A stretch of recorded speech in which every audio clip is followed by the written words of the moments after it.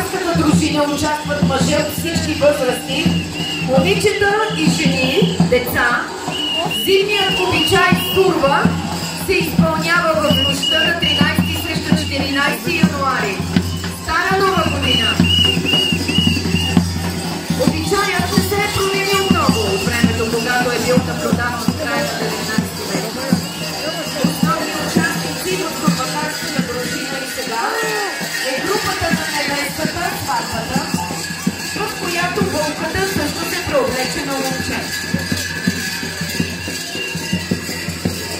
Другата група е тази на мечтаря в мечката, а най-голяма е групата на маскираните звънчари мечтари и съпът практикията на малки персонажи.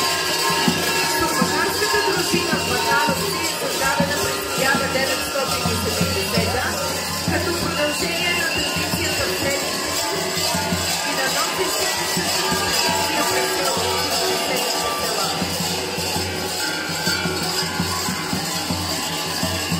Има се и цялата годината в Нарадите.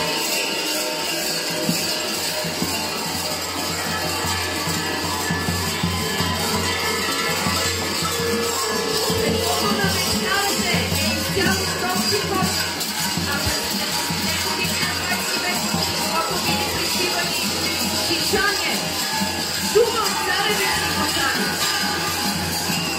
Сурвакарската група се събира на 13 януари на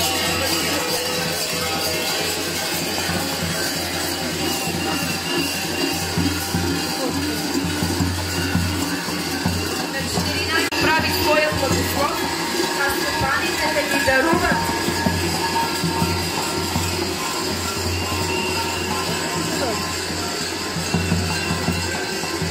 За много години на всички българи. Сега ще ви представя един обичай, който прави във всяка една къща на 14 януари.